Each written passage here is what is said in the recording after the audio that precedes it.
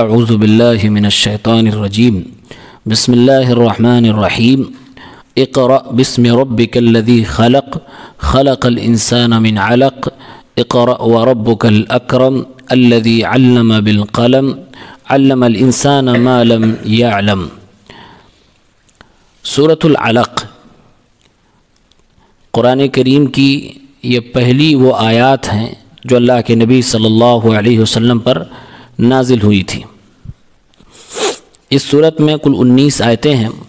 اللہ رب العالمین نے اس میں یہ بتایا ہے کہ کمال کا انسان کون ہوتا ہے۔ انسانوں میں کمال وہ ہے جس کے پاس علم ہو، خصوصاً وہ علم ہو جو انسان کا تعلق اللہ رب العالمین سے بنانے میں اس کی مدد کرتا ہو، جس کو علم وحی کہتے ہیں، یعنی کہ قرآن اور حدیث کا صحیح علم اس کے پاس موجود ہو۔ جس کے پاس یہ علم ہے اور اس علم کی مدد سے وہ اللہ سے اپنا تعلق مضبوط بنا لیتا ہے، وہ انسان کمال کا انسان ہے۔ اس صورت میں اللہ تعالیٰ نے بیسک طور سے 3 بنیادی باتوں کی طرف ہمیں اور آپ کو رہنمائی کی ہے۔ نمبر 1، اللہ تعالیٰ نے یہ بتایا ہے کہ اللہ کے نبی صلی اللہ علیہ وسلم پر وحی کے نزول کی شروعات کیسے ہوئی، کیسے قرآن کریم آپ صلی اللہ علیہ وسلم پر اترنا شروع ہوا اور ابتدا میں کون کون سی آیتیں اتری۔ نمبر 2، اللہ تعالیٰ نے اس صورت میں یہ بھی بتایا ہے کہ انسان مال آ جانے کے بعد کیسے سرکش ہو جاتا ہے اور کیسے اللہ تعالیٰ کے احکام کی دھجیاں اڑاتا ہے، نافرمانی کرتا ہے۔ تیسری بات یہ بتائی اللہ تعالیٰ نے کہ ابو جہل نے، جو اس وقت کا سب سے زیادہ شریر اور اللہ اس کے رسول کا دشمن اور نافرمان تھا، جس کو آپ صلی اللہ علیہ وسلم نے اس امت کا فرعون کہا ہے، اس نے اللہ کے نبی صلی اللہ علیہ وسلم کو ستانے کے لیے، پریشان کرنے کے لیے کیا کیا حربے اپنائے۔ خاص طور سے آپ صلی اللہ علیہ وسلم کو نماز پڑھنے سے روکنے کی کیا اس نے کوششیں کی اور اللہ نے اس کو کیا ڈانٹ پھٹکار لگائی ہے، اس کا تذکرہ ہے۔ تو یہ 3 بنیادی باتیں اس صورت کے اندر بیان ہوئی ہیں۔ سب سے پہلے ابتدائی جو آیات ہیں، اللہ نے فرمایا اقرأ باسم ربک الذی خلق، اے نبی صلی اللہ علیہ وسلم پڑھیے اپنے رب کے نام سے جس نے پیدا فرمایا۔ اب اس میں اللہ تعالیٰ نے پہلا حکم اپنے نبی کو اور ان کے ذریعے سے ہم تمام لوگوں کو جو دیا ہے وہ پڑھنے کا دیا ہے۔ اقرأ، آپ پڑھیے، بسم ربک، اپنے رب کے نام سے۔ ان کے رب کا نام کیا ہے؟ اللہ۔ گویا کہ اللہ تعالیٰ حکم دے رہا ہے کہ پڑھنے کا کام بسم اللہ سے ہونا چاہیے، اسی لیے پڑھائی کے وقت میں ہم اور آپ بسم اللہ کرتے ہیں۔ گویا یہ اللہ تعالیٰ کا حکم ہے، اور پڑھائی ہی ایک ایسی جگہ ہے جہاں پر آپ کو بسم اللہ الرحمن الرحیم کہنا ہے۔ باقی کھانا کھانے میں اور کوئی جو کام کرنے میں جہاں جہاں بسم اللہ کرنے کے لیے کہا گیا ہے، وہاں آپ کو ہمیں صرف بسم اللہ کرنے کے لیے کہا گیا، وہاں بسم اللہ الرحمن الرحیم یا وعلی برکت اللہ اس طرح کے الفاظ یا کلمات بڑھانے کا حکم نہیں ہے۔ اگر ہم بڑھاتے ہیں تو ہماری مرضی اپنی ہوتی ہے۔ جیسے کچھ لوگ کھانا کھاتے وقت کہتے ہیں بسم اللہ وعلی برکت اللہ، تو وعلی برکت اللہ یہ بڑھایا ہوا لفظ ہے۔ پڑھائی کے وقت میں بسم اللہ الرحمن الرحیم کہنا ہے، اللہ کے نبی صلی اللہ علیہ وسلم سے یہی ثابت ہے۔ البتہ اس کے علاوہ جو دیگر جگہ ہیں جہاں پر بسم اللہ کرنے کا حکم ہے، وہاں صرف بسم اللہ کہنا ہے۔ پہلا حکم اللہ نے دیا اقرأ بسم ربک الذی خلق، پڑھیے اپنے رب کے نام سے جس نے پیدا کیا۔ جس وقت قرآن کی آیت نازل ہوئی، مشرکین مکہ یہ بات مانتے تھے کہ اللہ تعالیٰ ہی پیدا کرنے والا ہے، اس لیے اللہ تعالیٰ نے ان کے اسی عقیدے پر ردہ رکھتے ہوئے ان کو دعوت دیتے ہوئے فرمایا جس کو تم خالق مانتے ہو اسی کے نام سے پڑھو۔ آپ کی قوم جس کو خالق مانتی ہے، پیدا کرنے والا پہلے سے مانتی ہے کہ اللہ ہی پیدا کرنے والا، تو اسی کے نام سے پڑھو۔ گویا کہ اللہ تعالیٰ کوئی نئے خدا، نئے معبود کا انٹروڈکشن نہیں دے رہا تھا، وہ اسی اللہ کی طرف ان کو بلا رہا ہے جس کو پہلے سے خالق مانتے ہیں۔ خلق الانسان من علق، اب اللہ تعالیٰ نے انسان کے پیدا کرنے کی تھوڑی سی وضاحت فرما دی۔ فرمایا انسان کو پیدا فرمایا ہے خون کے لوتھڑے سے۔ علق یہ خون کے لوتھڑے کو کہتے ہیں۔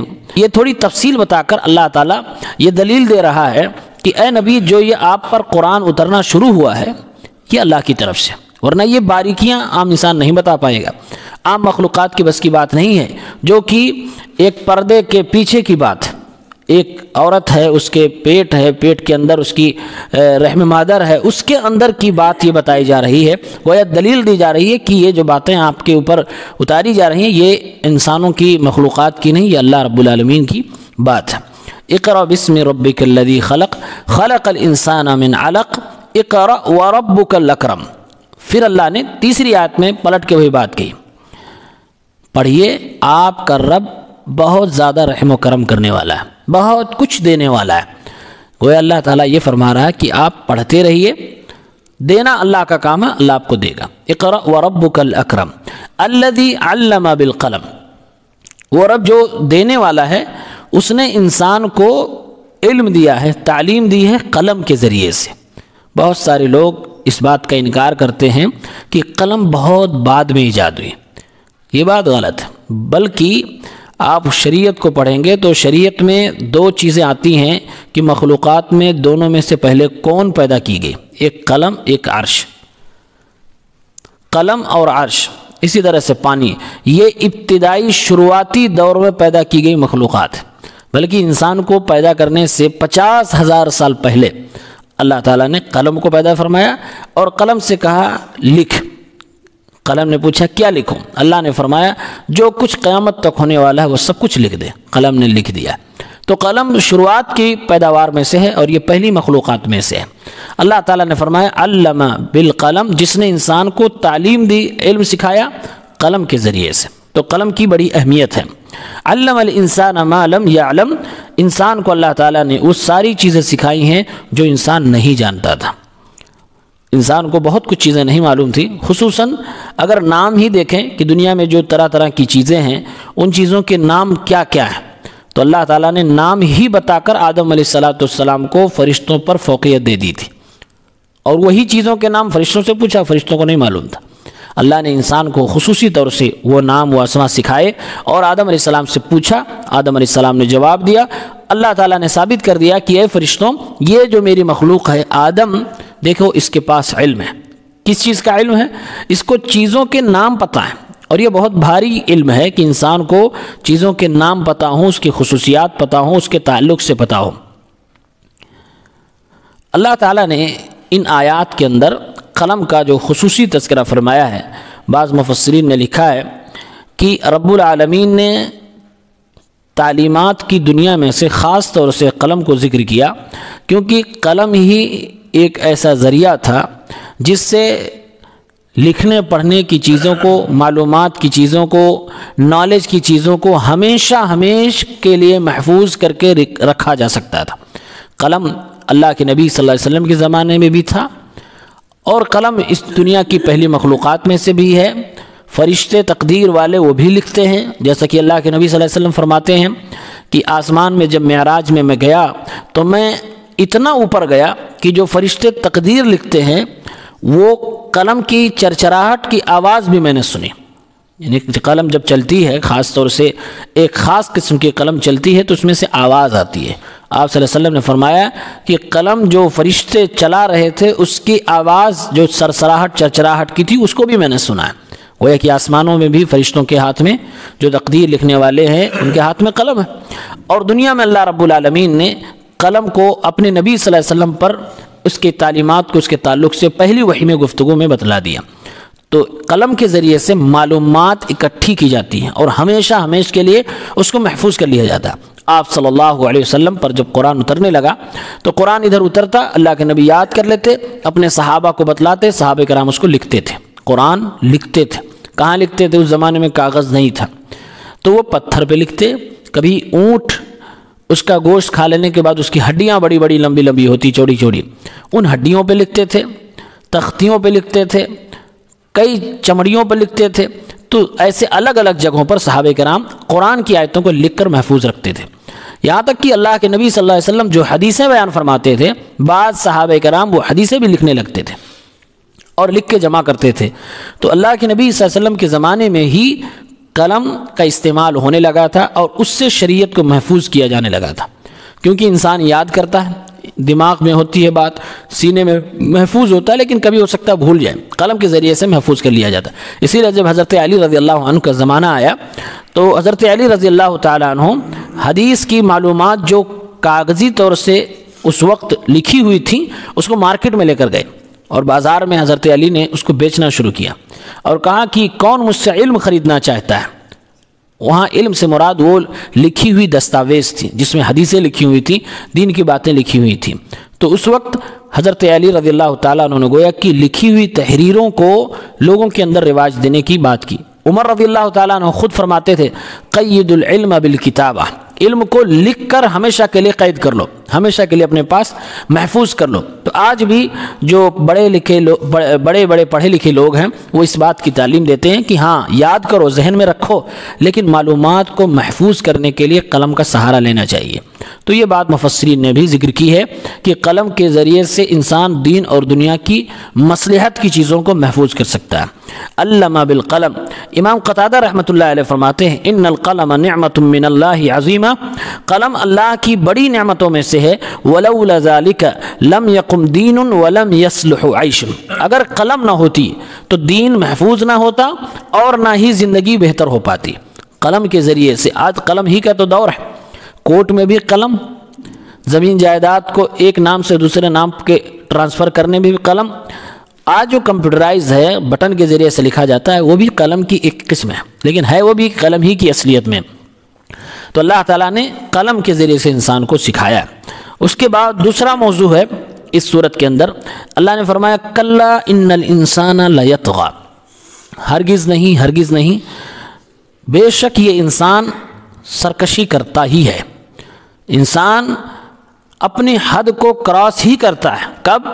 ارآہ استغنی، جب وہ دیکھتا ہے اپنے آپ کو کہ اب اس کے پاس مال آ گیا، جب اس کے پاس مال آ جاتا ہے، وہ مالدار ہو جاتا ہے، وہ اپنے آپ کو بے نیاز سمجھ لیتا ہے کہ اب اسے لوگوں کی ضرورت نہیں ہے۔ جب مال ہو جاتا ہے تو اس طرح کے خیالات آتے ہیں۔ اللہ نے فرمایا جب انسان ایسا سوچتا ہے لا یطغی، تب یہ سرکشی کرتا ہے، پھر یہ حدوں کو پار کرتا ہے، پھر یہ کسی کی نہیں مانتا، یہاں تک کہ اللہ کی بھی نہیں مانتا ہے۔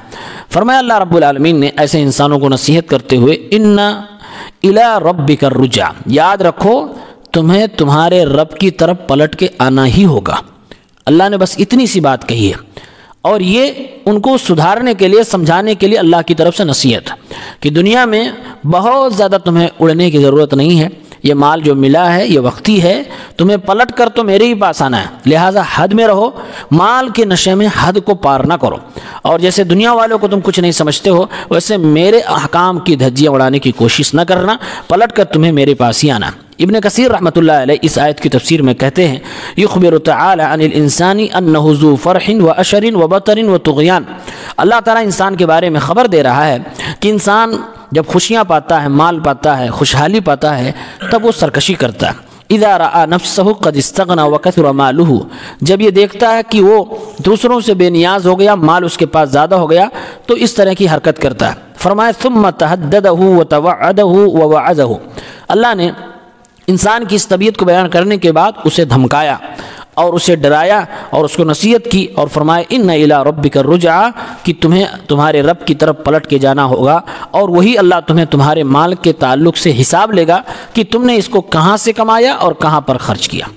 لہٰذا اس کی تیاری کرو، اس کی فکر کرو، اور یقیناً جس بھی صاحب ثروت کو، مالدار انسان کو اس بات کی فکر ہو کہ میرے پاس جو کچھ ہے میں اس کا حساب لگاؤں کہاں سے میں نے کمایا اور اسے ہمیں خرچ کہاں کرنا ہے، اس کو فرصت ہی نہیں ملے گی تمرد کی، سرکشی کی اور حد سے آگے بڑھنے کی۔